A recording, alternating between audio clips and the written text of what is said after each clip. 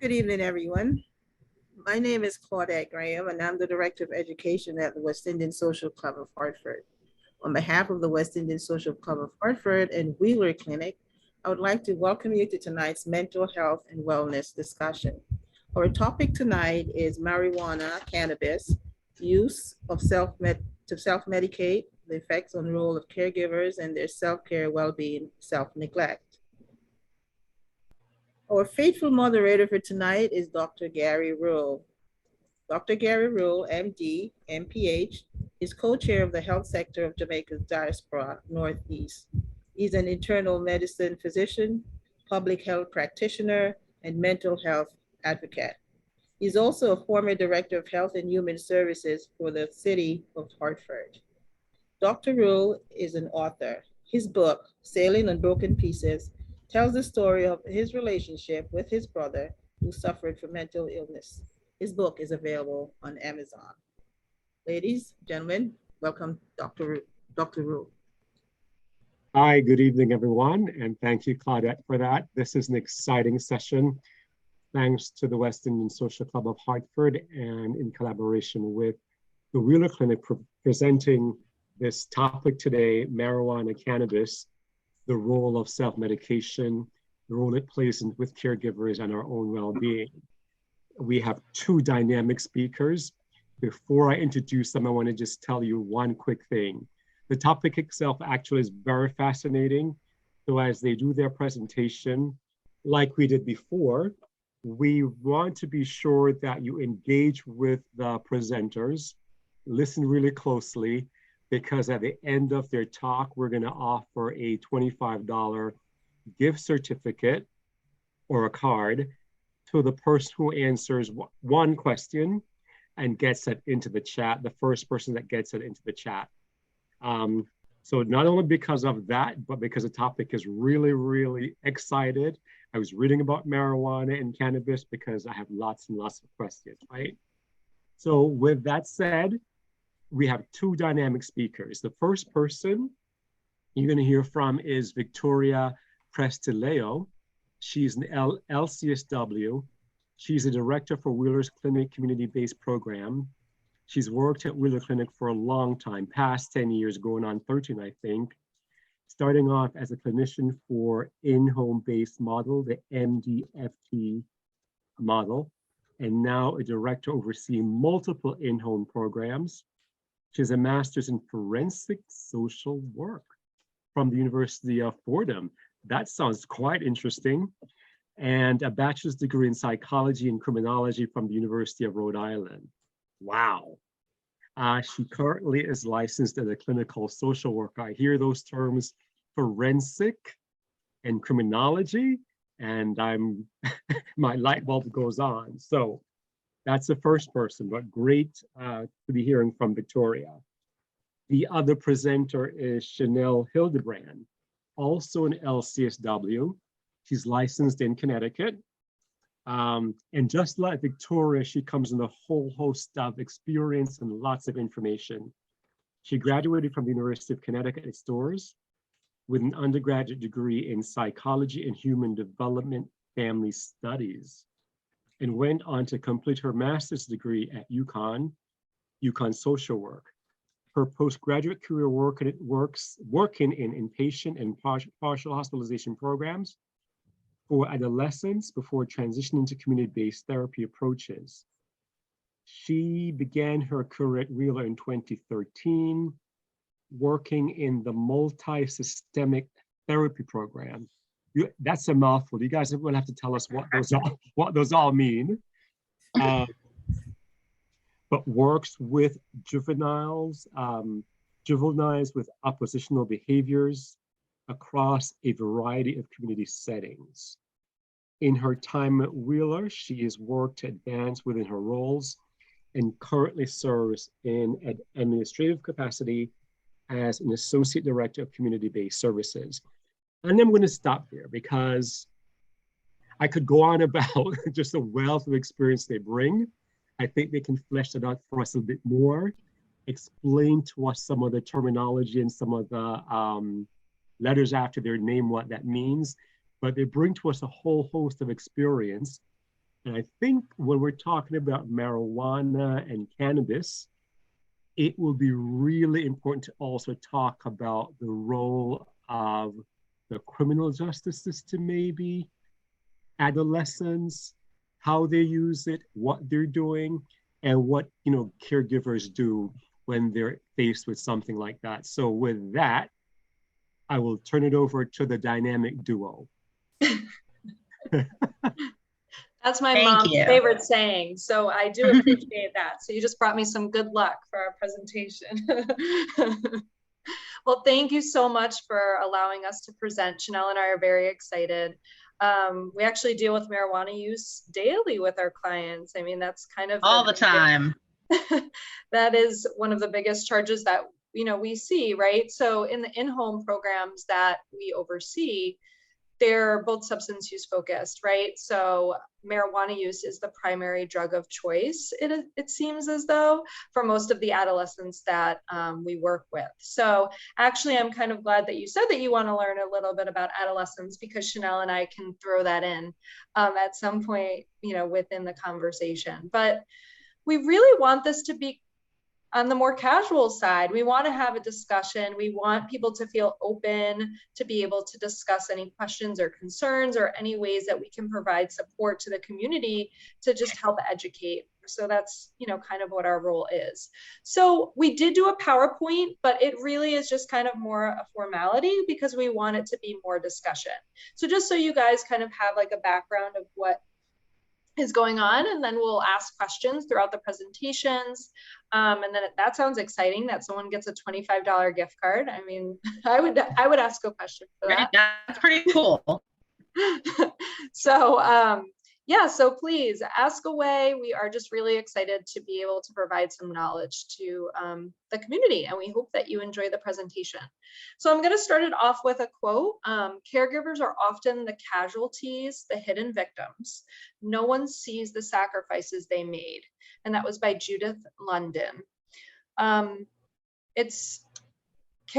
are, I just read a quote today that caregiver, like, at one point you're going to be a caregiver, the next point someone's going to take care of you, and it's just a chronic system and cycle, and it's so draining. And we talk about caregiver burnout throughout our presentation, and really the role that substance use has on caregivers as well as the people that are using it. So we really want to shine light on them, because caregivers are just these amazing people that really we want to help.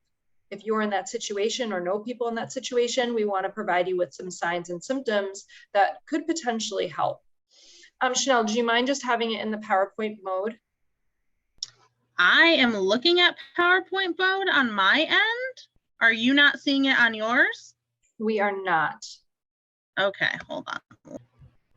How are we doing now? Yes, we got it. In it to win it. Teamwork makes the dream work, guys. So if you could go to the second slide, please. Okay, so I have to move everyone's. Okay, so we wanted to just do a general overview of the difference between marijuana and cannabis. So I did just find the definitions for both. So marijuana is the psychoactive dried resin, flower buds, and leaves of the female hemp or cannabis plant. Someone made a joke before, but they can be used, you can smoke, vape, or ingest them. So a lot of people, when they ingest them, they use it as a baked goods. So they are referenced as an edible.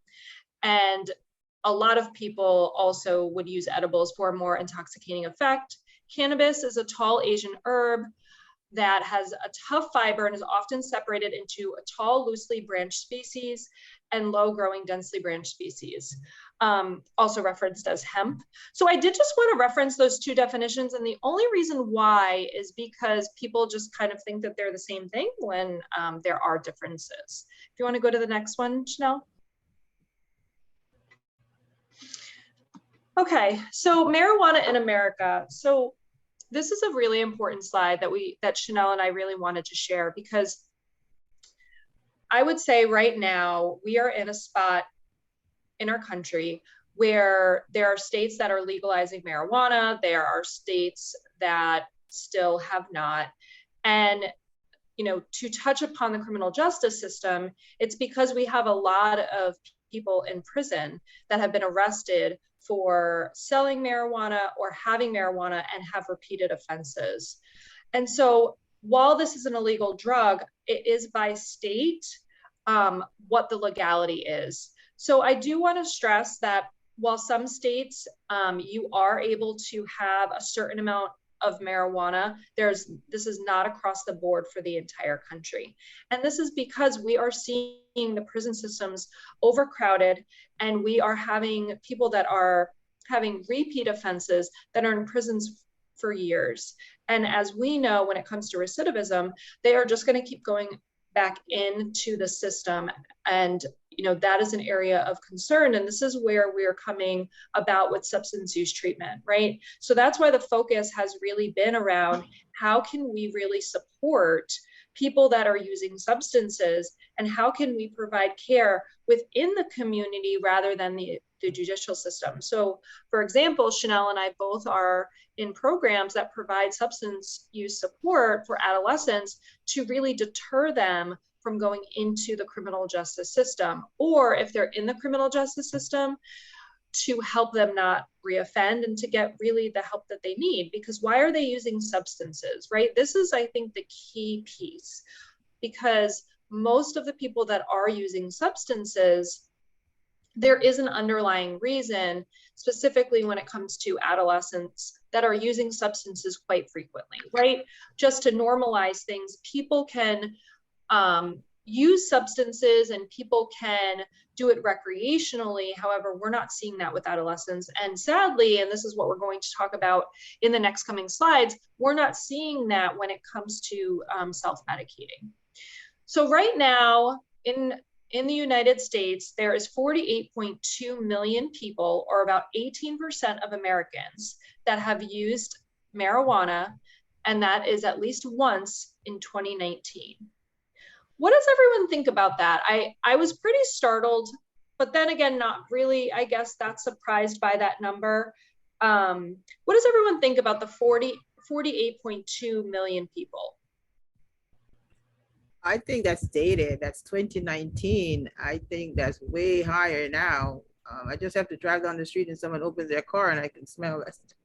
But I think the number is much higher than that right now. It's today as we speak. I agree. So when I was looking at the CDC website and I was kind of doing all the research, it doesn't seem as though the research has been as up to date around like the specific number, but I did find that very interesting. And I agree with you, Claudette. I think the number to increase significantly because of COVID. Significantly, and then also because of dispensaries, right? Now that is a whole separate ballgame, and Chanel and I will touch upon that later in regards to using substances that are prescribed to you or going to a distillery and what the difference is. So, you know, in 2019, so it was about 18% of America. So the recent research estimated that approximately 3 in 10 people who use marijuana have a marijuana use disorder. I do just want to really stress what a marijuana use disorder is. So if Chanel and I were to meet with a client, the reason why they would be diagnosed with a marijuana use disorder is if it's significantly impacting their daily life. So for instance, you know, an adolescent not being able to go to school, or getting legal charges because of marijuana use, or there being family conflict in the home due to their use, or them not being motivated to leave the house just to use substances. So those are just some examples that would categorize a client and or pretty much anyone, right, of a marijuana use disorder. So in regards to marijuana use in adolescents, it is very concerning having adolescents using substances before the age of 18. I'm not sure if everyone is aware, but the brain is not fully developed until the age of 26. So if you're using marijuana or using any type of substance before that age, you are really impacting your brain development and cognitive functioning. So the next slide, as we know, so marijuana use directly affects the brain, specifically parts of the brain responsible for memory. Chanel, by accident, I think you hit the slide. Okay, sorry, thanks. So it impacts learning, attention, decision-making, coordination, emotion, and reaction time. So I want to give some examples. Would anyone know what I'm referring to when it comes to how the brain is impacted by marijuana use? Would anyone have any guess?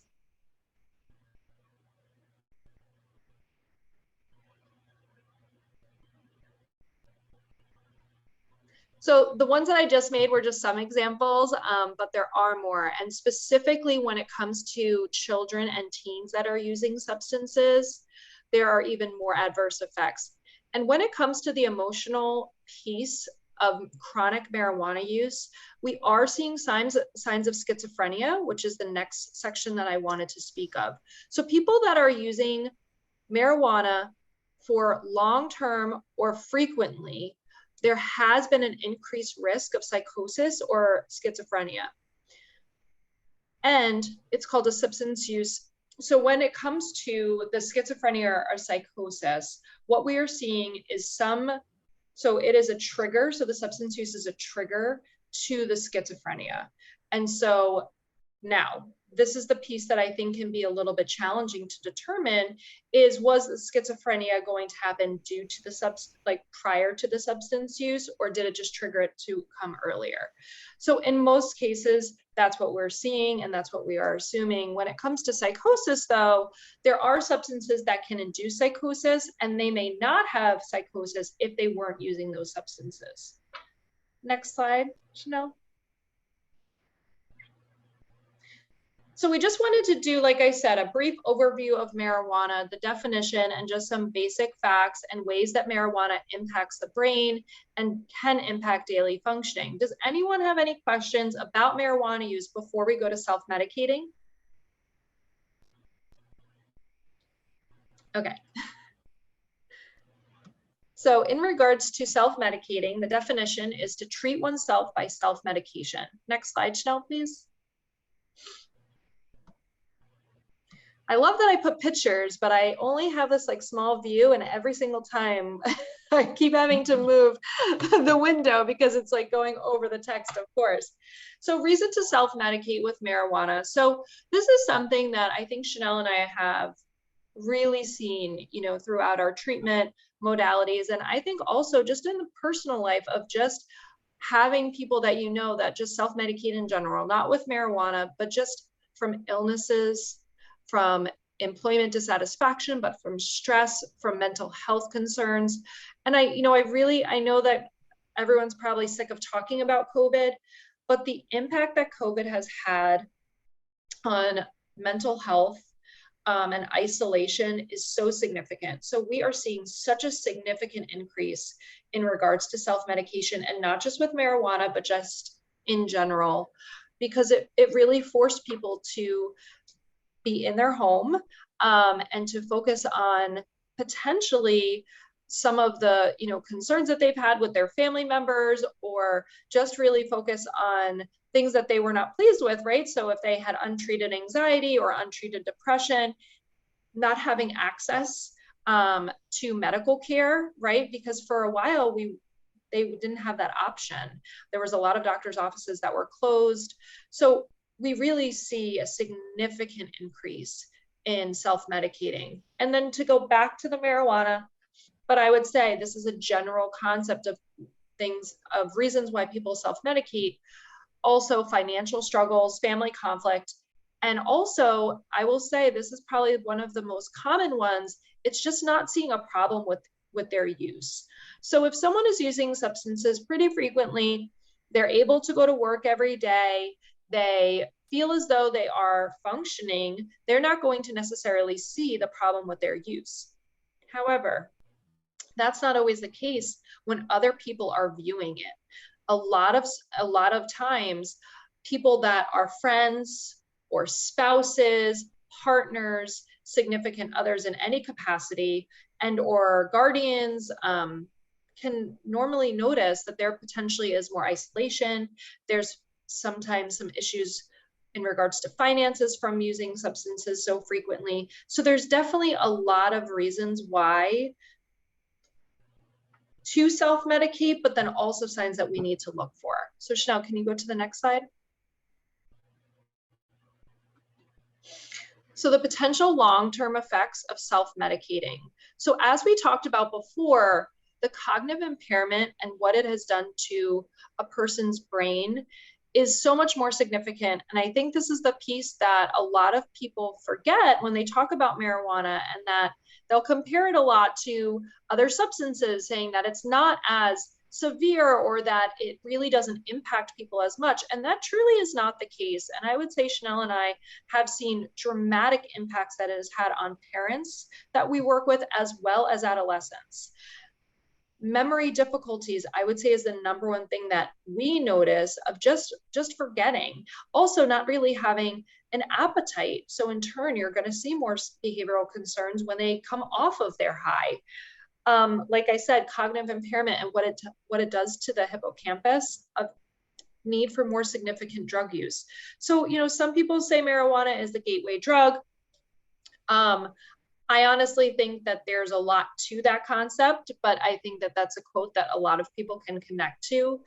But we do notice that when people are using substances, they're more likely to want to get a bigger and better high. And so that's the piece that I think is really important here, because some people just stop at marijuana use and some people just have chronic marijuana use. However, there's other people that once they smoke a certain amount, they're really not getting high or getting as high as they were. So that's when they're starting to look for other substances.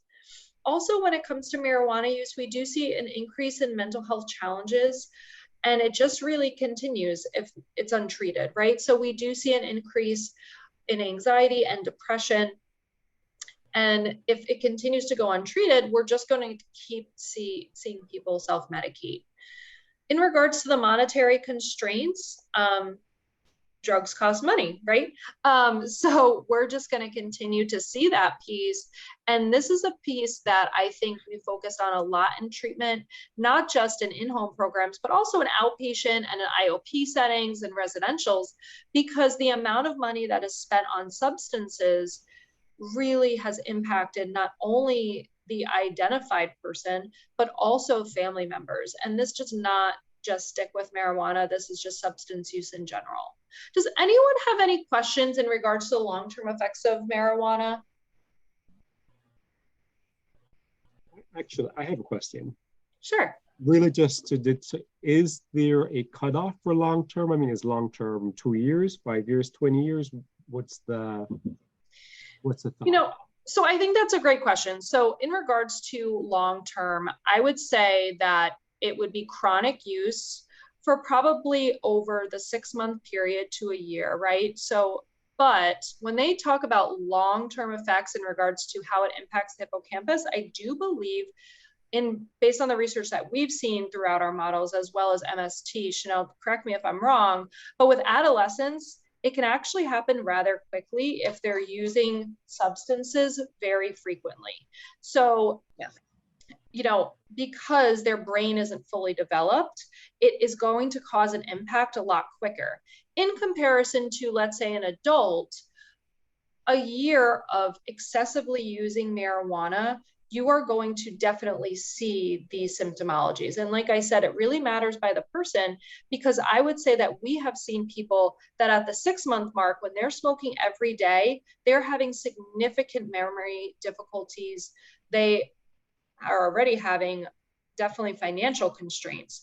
But then in regards to the mental health challenges, I think they're always in this weird spot where if they don't see it as a problem, you might see the depression and anxiety increase, but actually you're going to see a lot of anger too, because they're very frustrated. They're very frustrated that everyone thinks that they have a problem when they don't believe that.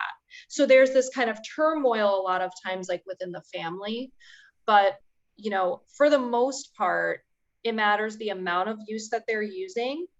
And so every day, let's say they're using every single day, they're smoking, and for a year, you are definitely going to see these symptomologies.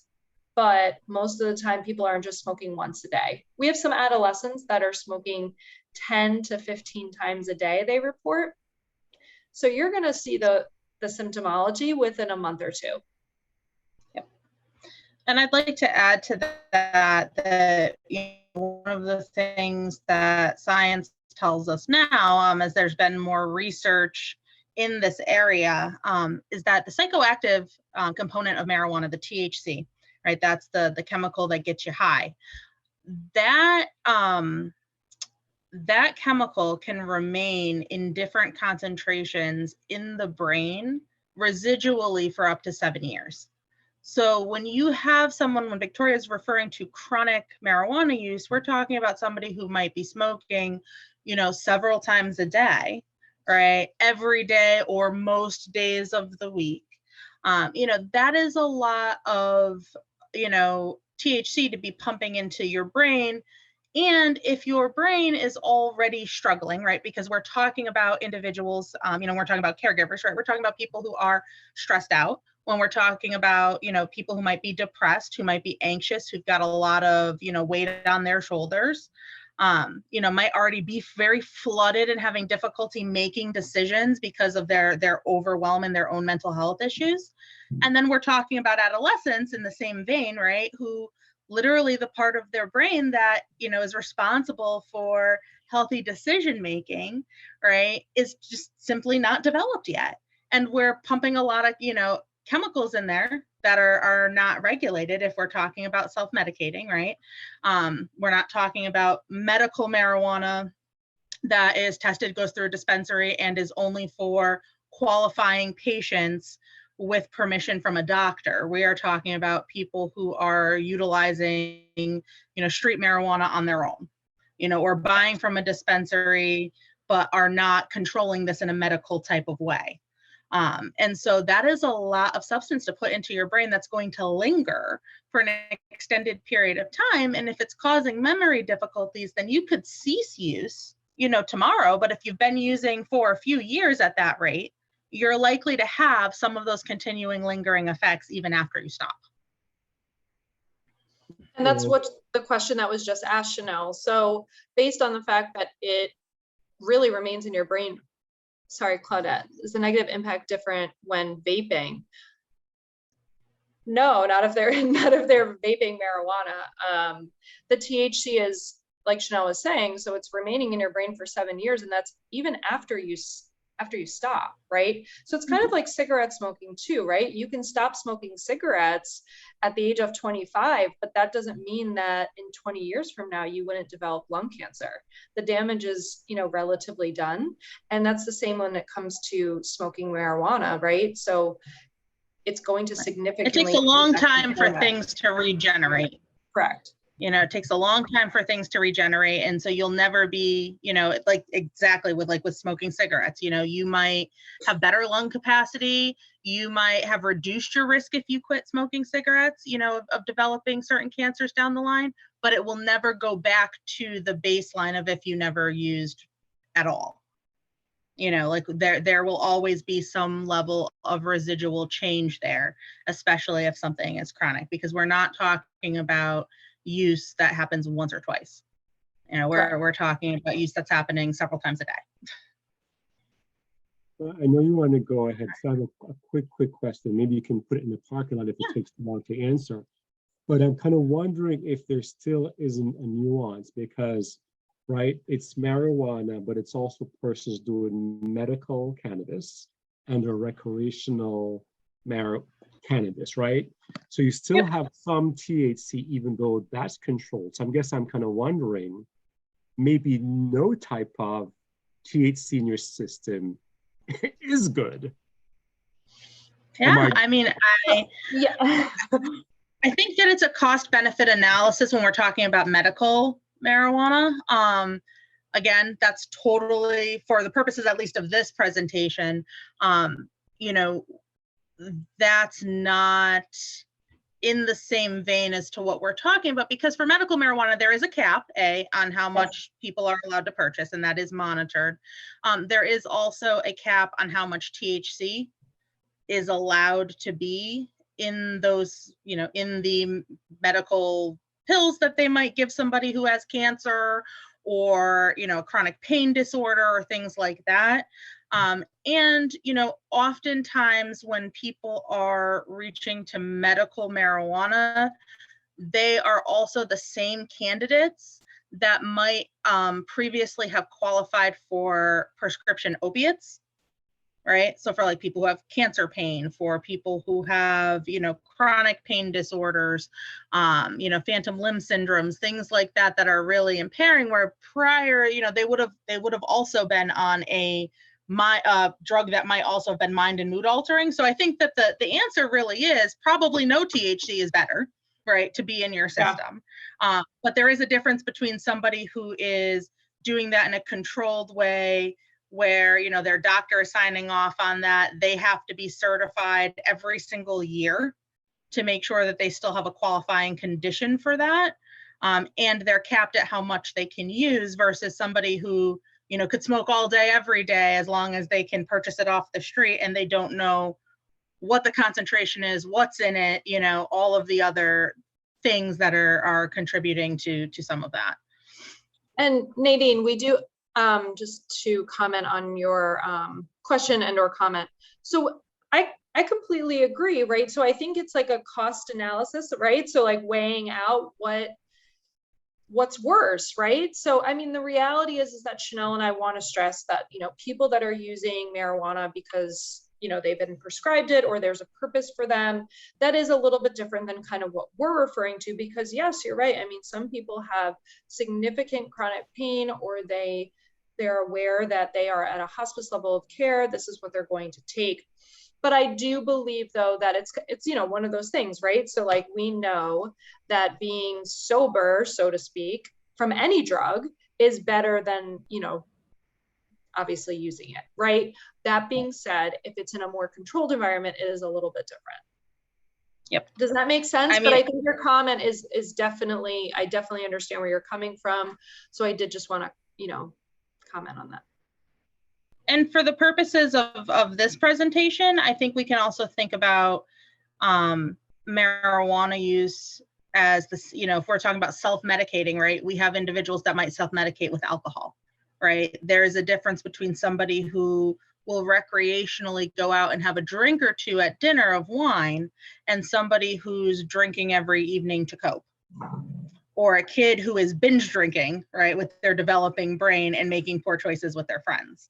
Right, they are not, nearly the same thing. And when we're talking about self-medicating, we're talking about people who are utilizing to cope, in a way that is not medically sound and appropriate.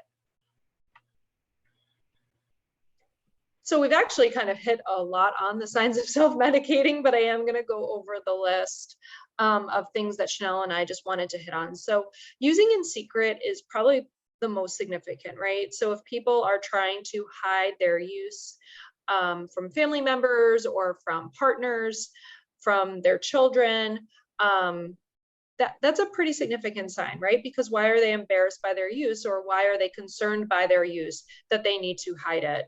Using excessively in social situations or alone. So this is a big one, right? Because obviously people smoke marijuana or drink alcohol. We see it. We see people use drugs in social situations, but really it's the excessive nature, or using, alone to cope. Frequent and increase in spending, using cell phone often to buy substances, need to use substances during times of stress, right? So that's the piece of self-medicating. So what is the reason behind why they're using? That is the biggest piece. So that's something Chanel and I concentrate on, right? It's not always concentrating on the actual use. It's actually concentrating on what is behind the use. That's really important to us. Also, distancing from friends and family. We see this a lot with marijuana use, right? So it's more the isolation and depressive-like symptoms, because actually with marijuana use, it can really reduce anxiety for people. However, it definitely is not going to necessarily decrease their depressive symptoms. Not finding joy in activities that once were positive. So this can be seen actually a lot, right? Because they are choosing to smoke, or they're choosing to use substances over doing those activities that they once were doing. Next slide, Chanel. And actually, I think the next slide is you. All right. So we're going to talk about caregivers. So I added a quote here as well. You have two hands, one to help yourself and one to help others. And that was by Audrey Hepburn. So my section of this presentation with Victoria is really around caregiving and the role of self-medicating on the caregiver or on someone who is taking care of someone who is self-medicating. So I think first we need to talk about the role of caregivers in the world, right? What is a caregiver?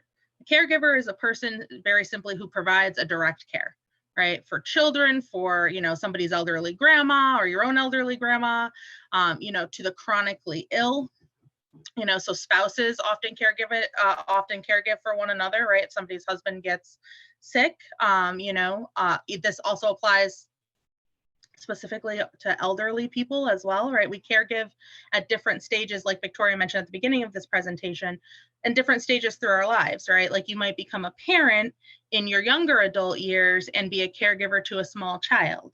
And then as you get older, you might caregive to your spouse, you know, if your spouse should become ill for any reason, or you might caregive to your parents as your parents become, you know, elderly and move into the next phase of their lives, you know, and then at some point it will be your turn for someone to caregive to you, you know, and so it really is this endless cycle of, you know, one hand for yourself and one hand always out into the world for someone else, right?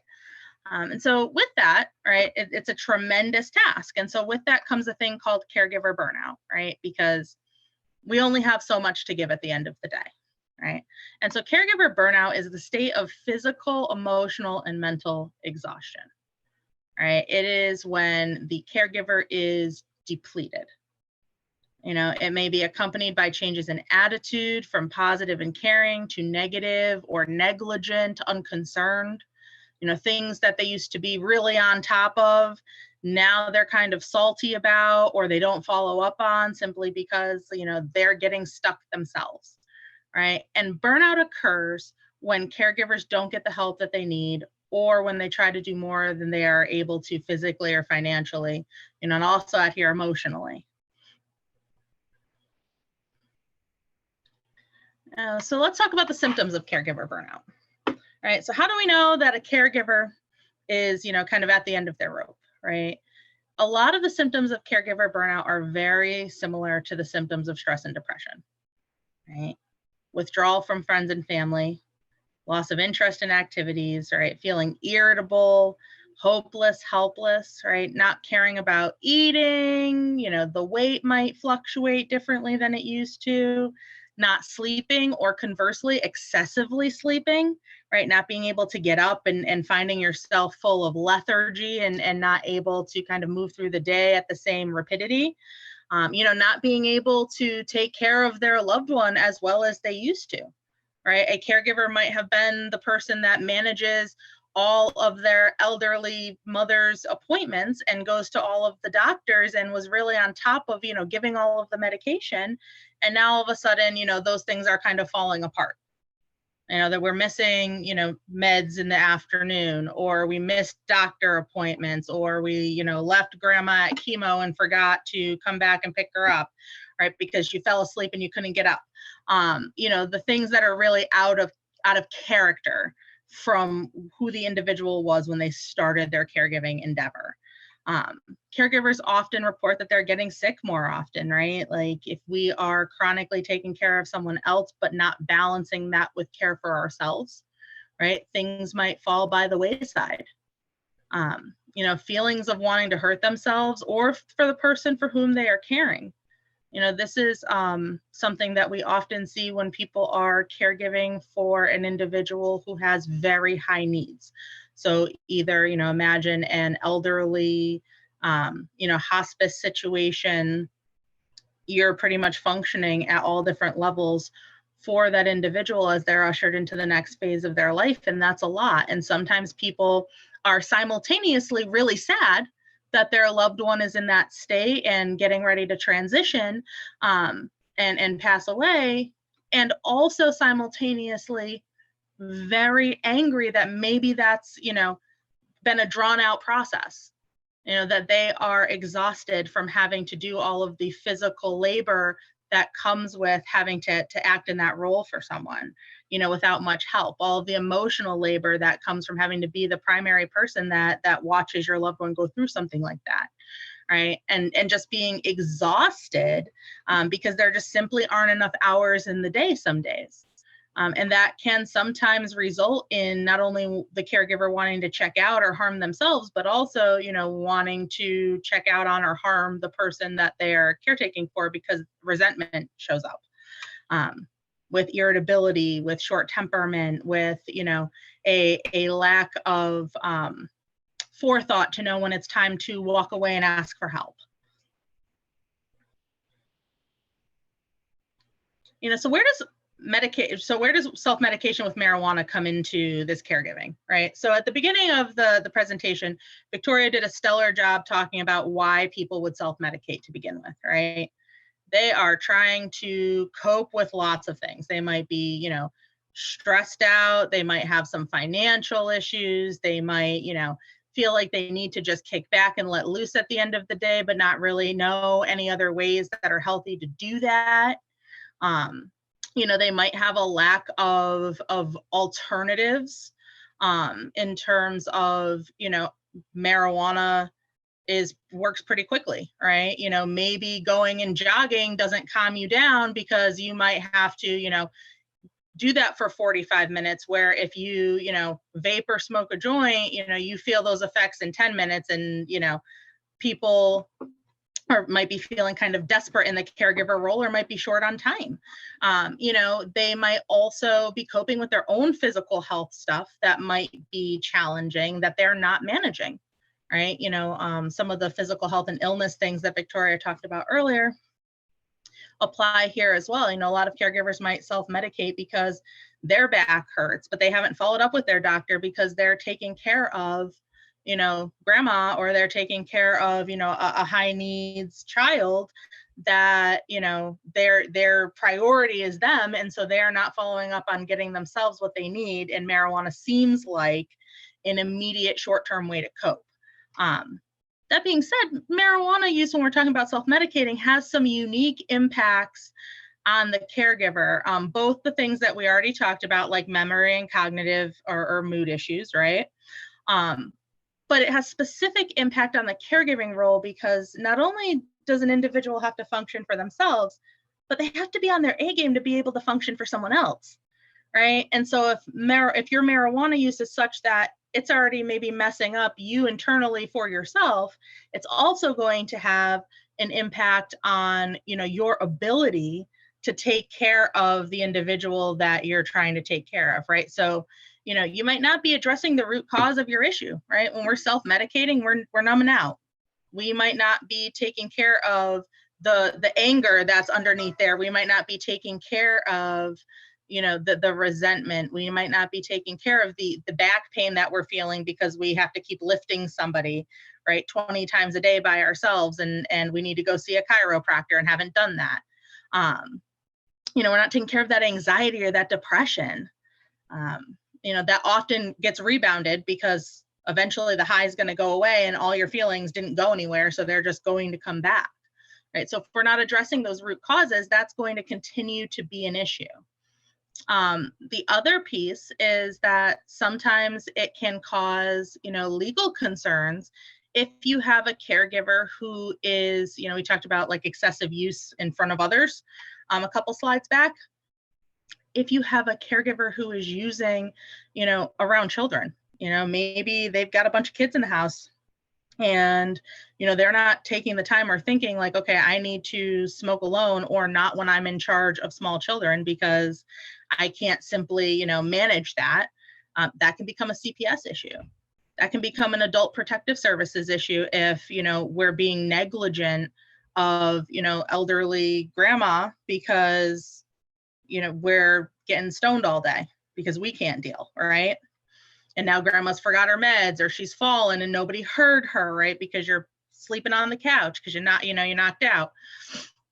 And that can be a unique problem. And so sometimes people, and I've had, clients where their parent has been self-medicating because, struggling kids sometimes have struggling parents, right? And so, that is something that we have to talk to caregivers about. How is your substance use interplaying on your ability to take care of the people that you are charged with taking care of.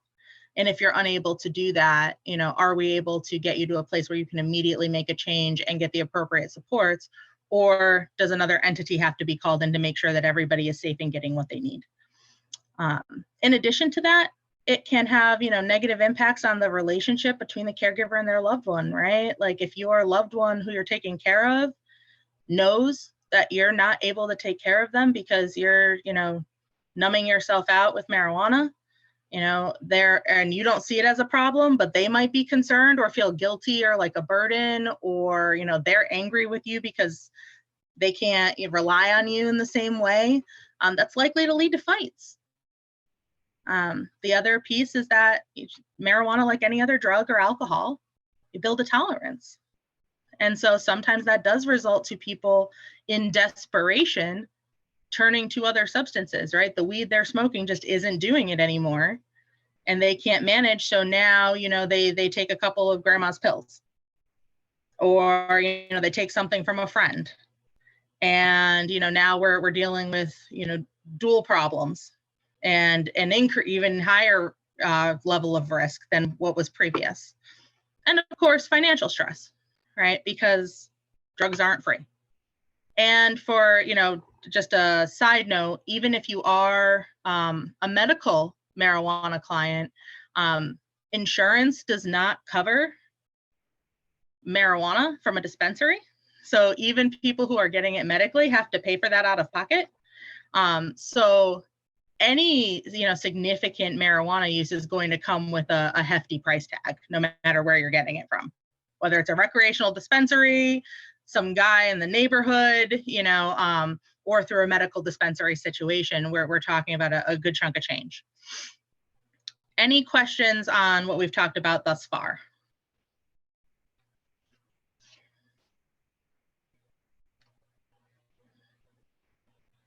Okay. So what is it like to care for someone who is self-medicating with marijuana? So this piece is a little bit different. We previously just spoke about the caregiver being the one who is self-medicating to cope. Now we're talking about what is it like to care for someone who is choosing to self-medicate, for whatever their issue is with marijuana. And again, we're not talking about, people who are using in a controlled medical way. We're talking about people who are self-medicating and they might feel like it's helping, but it's, not being seen that way by the person who's taking care of them. And so we talked a little bit about adolescents earlier. This is very common with adolescents who have mental health or behavioral health concerns. A lot of kids, I think I know more adolescents now in my work, and I think Victoria, you could probably attest to this as well, that will be really quick to tell you if you ask them if they smoke, oh, miss, I would never smoke cigarettes. Right? I know all the risks about cigarettes. I would never smoke cigarettes, but I smoke marijuana every day. And they will tell you, that they understand the risks for one, right? But again, we're talking about having an underdeveloped brain, right? They're not able to see the same level of risk for, their substance use with marijuana, or, they'll say, well, it takes my anxiety away, like Victoria mentioned earlier, so they choose to utilize that to manage their anxiety, but they're smoking every day and it's causing all these problems that they're not seeing. And their mom or their dad or their grandma, whoever's taking care of them, is seeing problems at school, is seeing, legal issues, is seeing that, they can't do their homework as well, or they're not doing great at the sport that they play anymore because there's some, reaction time differences. There's some memory challenges that are happening because they're high all the time. They're not the same kid that they were that you bonded with because, or the same loved one that you've been bonding with your entire life because, they are constantly blunted out. And so those are common challenges, right? Like there's lots of fighting when you don't see eye to eye about the negative impacts of the substance use. There's sometimes a shift in power dynamics, right? Like what do we do as a caregiver, right? When you're now caring for maybe an elderly parent and, maybe grandpa's getting high all the time because he's really depressed and grandpa needs to take care of his depression, but, you know, or your elderly father needs to take care of his depression, but he doesn't want to talk about that. So he's just going to smoke marijuana all day, every day, right? That's going to cause a shift in a power dynamic when you, as the adult child caregiver, right, have to call out your parent on, you know, unhelpful substance use. There might be a financial impact, right? I have seen clients who, you know, don't have food in their fridge, but found ways to purchase marijuana. You know, they'll tell you that their lights are about to get shut off, but they found money to smoke weed. Like, that's, you know, a significant concern in you know, and tells you a lot about where their brain is at in terms of their ability to prioritize and how hurting they might be that they feel like that was the better choice. It might also result in safety risks for the person using, right?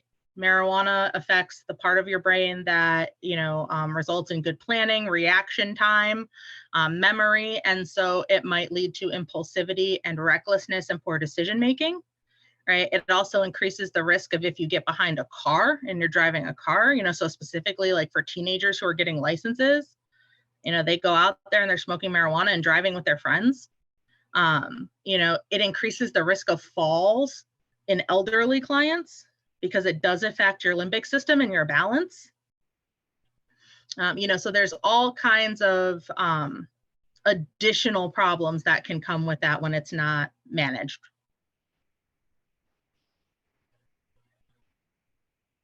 You know, so what do we do about it, right? So we know it's an issue. It's affecting people on both sides of the aisle. You know, how do we support yourself and your loved one, right? So caregivers can support themselves by combating self-neglect, right? Because a lot of the reason for the marijuana use is self-neglect, right? Recognizing their own needs and limitations, making sure that they prioritize their own medical appointments, right? I love the analogy, right? If you're on an airplane that, you know, is hitting turbulence or is about to crash, right? They're going to tell you the oxygen masks are going to drop from the ceiling. And if you're with your kid, they tell the parents, you need to put your mask on first and then, you know, put the oxygen on your kid. Why do we do that? Because you literally can't help somebody else as well if you haven't already taken care of yourself. If you don't have oxygen, you can't be there to make sure somebody else has oxygen. Right? If you're not managing your own needs, then you're not able to be the best caregiver for anybody else. You know, so encouraging people to be open with their doctors and their therapists. You know, I'm really struggling. I need some support. I've, you know, been smoking to cope, you know, with their family members, working with other providers if they need more caregiving supports that might need to be formal, right? You know, do you need to contact social workers, care managers, visiting nurses, right? Has it come to the point where somebody needs a home health aide? You know, and are there any activities that you're doing that aren't caregiving, right? Because it's important to balance who you are as an individual too, so that your cup is continually, you know, continuously being filled up so that you can pour it out for somebody else. Right? You need to be able to engage in your own healthy activities, right? Do you exercise? Are you engaging in your own hobbies? Are you going out with friends, right? If we're just sitting home at the end of the day every night and we're just smoking until we fall asleep, that's essentially the same as somebody coming home and saying, yeah, I just drink 3 bottles of wine and I fall out because I can't do it anymore, right? We know that's a problem. You know, and how do we address the needs of our loved one if our loved one is the one using the marijuana, right? We might discuss calmly with them the impact of their substance use, right, on your relationship. You know, I don't want to fight with you. It makes me really sad to see how bad you're hurting. And I think that maybe we can find another way to address it so that you can still be you and feel better. You know, I'm really concerned about our financial situation. And it seems like, you know, a lot of your money has gone to marijuana and we're struggling to keep the lights on. You know, how can we work on that? You know, what do you need to be able to be okay? You know, supporting treatment, you know, do you need to talk to somebody, right? Can we talk to your doctor about this? Is there a support group that you can go to for whatever the issue is? Or is there a support group that you can go to address the substance use if the substance use has gotten to the point where you feel like you can't put it down, right? Those are all ways to be able to help. And with that, I wanted to make sure that I included some resources resources to some support groups for caregivers, parents, and if somebody wants to go to a support group for substance use or a family member who has been affected by someone else using substances.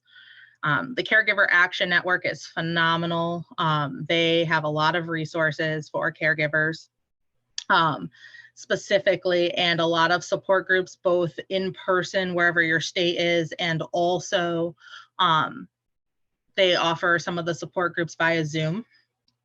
Parent to Parent USA, very similar, specifically for parents of high need children, right? So whether that's a high need because of a physical disability or high need because of a mental health issue or a behavioral health issue, it's a network of parents that are able to talk about the common struggles and share solutions amongst themselves and camaraderie there. National Alliance on Mental Health, kind of covers the gambit. They have a large family support group for individuals who are impacted by a family member that has a profound mental health struggle, but they also have breakout support groups that are specific to some of the mental health, like more specific diagnoses that somebody might struggle with, whether it be like psychosis or, a bipolar mood disorder type deal. And then, Narcotics Anonymous and Nar-Anon. And that rounds out our presentation for the day. So I'd like to open it up to any, final questions. And I'm very aware of the time. So I wanted to ensure that we left a little bit for you. So Nadine, in regards to is withdrawal, hold on. They're coming in quick. Is withdrawal possible cold turkey? What are the signs of withdrawal and how long does it normally last? Sadly, it's kind of based on the person, how much they are using. People do cold turkey all the time. People do cold turkey with actually a lot of different substances. However, we don't necessarily recommend it. So I guess it really matters like what you're going to do. I would always recommend working with a medical professional rather than just doing things cold turkey. That's for prescription drugs. I mean, honestly, that's kind of for anything, even caffeine. Let's just give it an easy example, right? You're not supposed to just stop drinking caffeine. You're actually really the impact is going to be pretty significant. You're going to have significant headaches, definitely mood concerns. Chanel, I know you're a coffee drinker, so I was going to say I drink coffee day in and day out, and I will be the first person to admit that is my vice, and it will absolutely, if I'm without my coffee for a day or two, I am going to be crabby and have headaches and like probably be super exhausted even if I've slept, right? I am not my best self. Which is always, when I get to that point, it's always my cue, Victoria's probably smiling, that I need to drink more water. We have to have balance, right? That's what we're talking about here. We're talking about balance. So like sometimes you can't just exist on coffee, you have to drink the water. So there's a couple of questions from John, I believe. So knowing this possibility, okay, so let me just, it keeps going back down.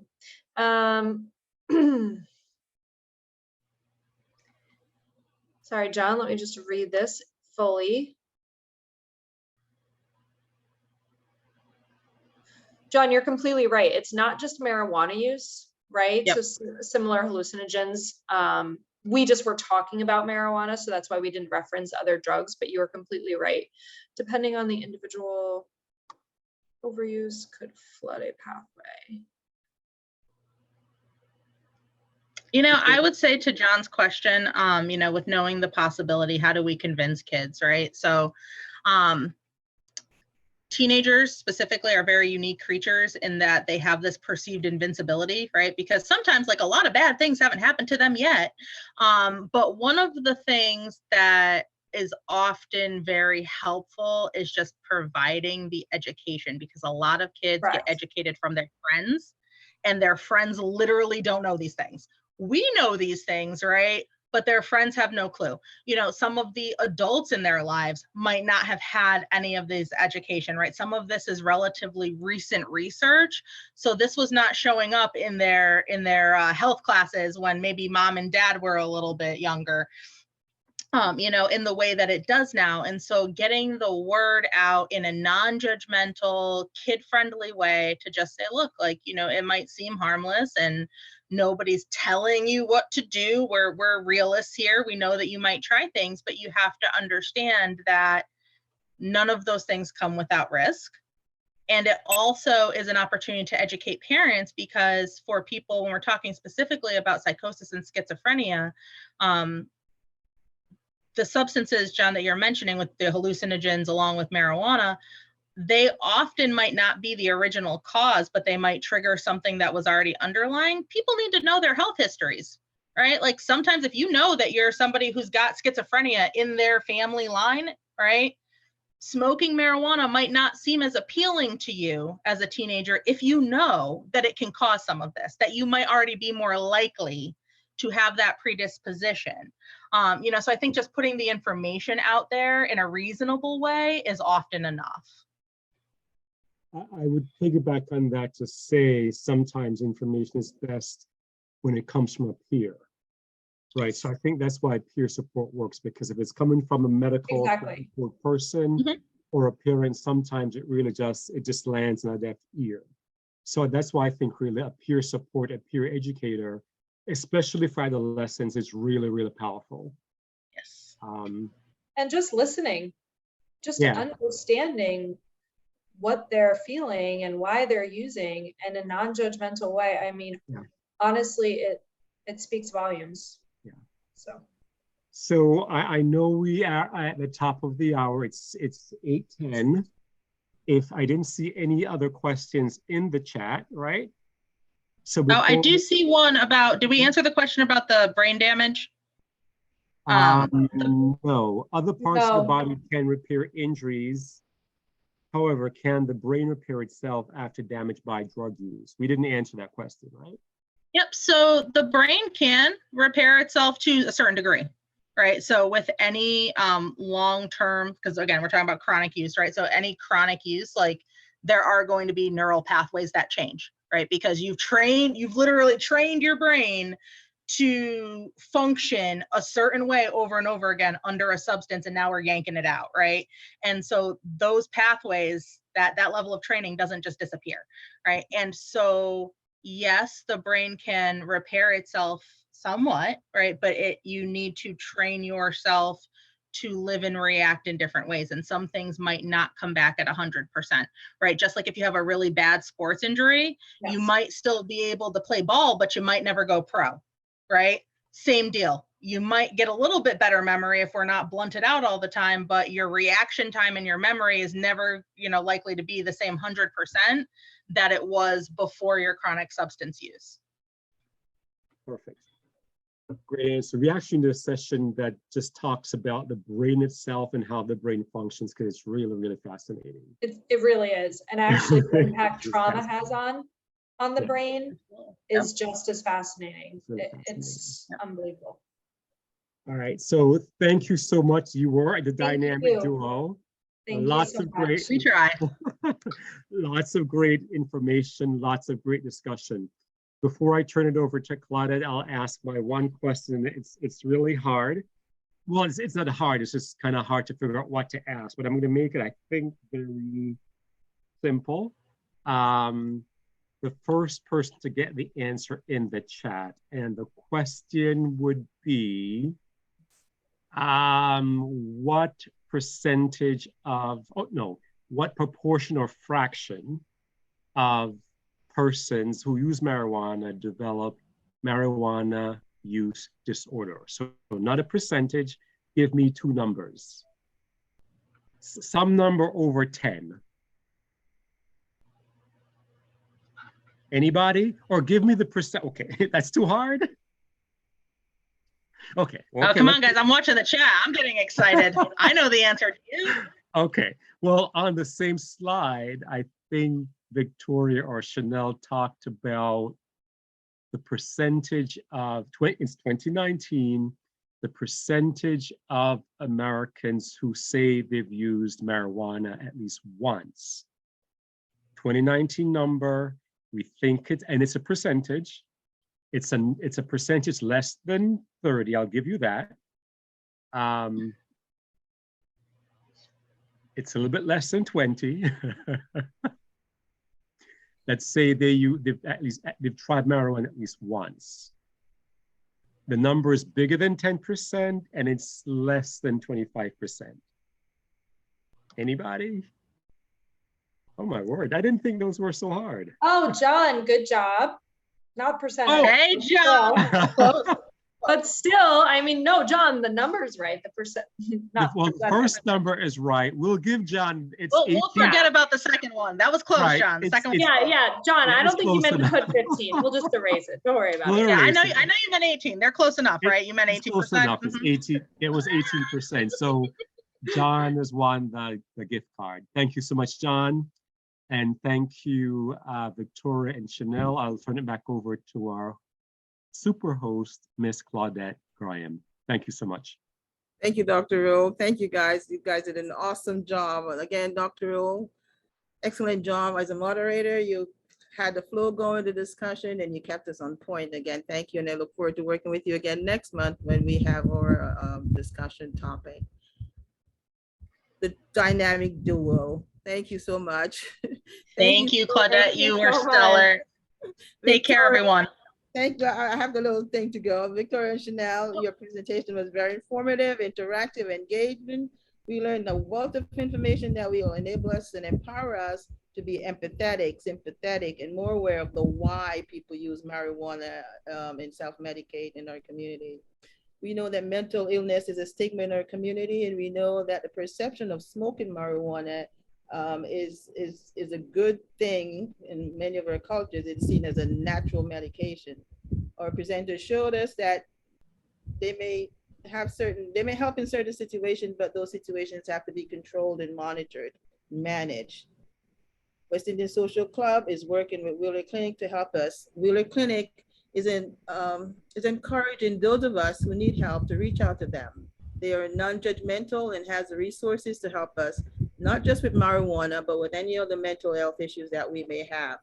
Please contact Wheeler Clinic at 888-793-3500 or the West Indian Social Club at 860-247-5695. Tell them that you are part of the discussion between Wheeler Clinic and the West Indian Social Club. And John, congratulations. I'll get the card to you. I assume it's John Roan. Yes. It's John Roan. So I know John, so I'll get it to him as soon as possible. And again, thank everyone who joined in. Thank you. You guys made a big difference. You could have been doing so many other things, but you chose to be here with us tonight, and you made a very good discussion. Thank you so much, everyone. Thank you so much. Have a great night. Thank you for having us. Take care. You're welcome. Have a great night.